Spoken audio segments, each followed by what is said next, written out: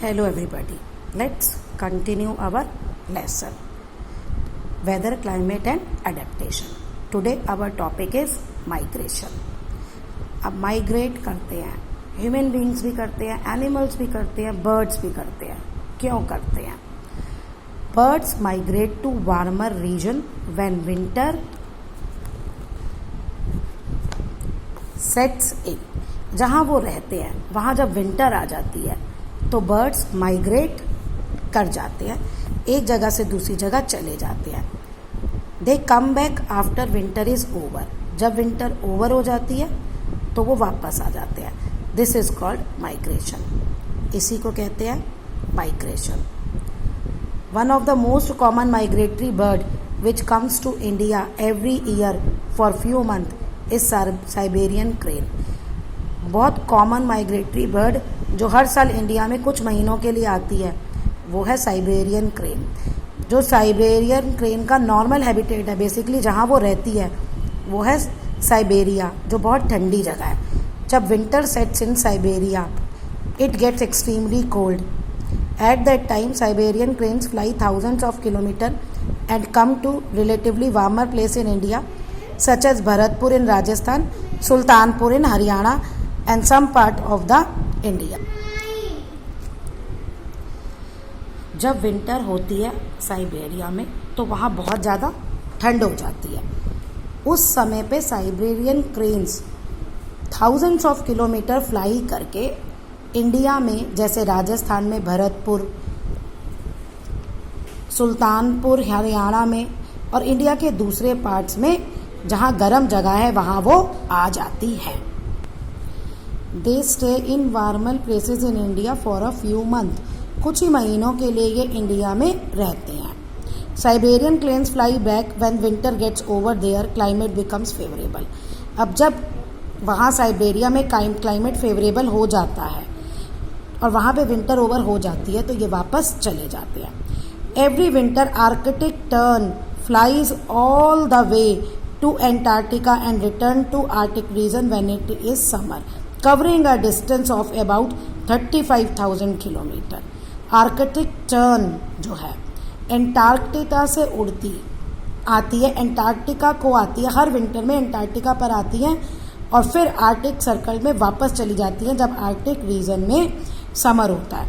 और लगभग ये कितना डिस्टेंस माइग्रेट करते हैं? 35,000 kilometre.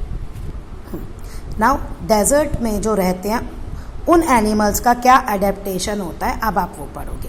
The desert are very hot and dry place. Desert जो है वो बहुत गर्म और सूखा, जहाँ बारिश नहीं होती है. तो अब वहाँ क्या अडेप्टेशन है, पहले आप पढ़ोगे कैमल की. कैमल का हम्प होता है, हम्प, ये हम्प, जहाँ पे फैट स्टोर्ड होता है. The camel utilises this fat as food in case of scarcity of food.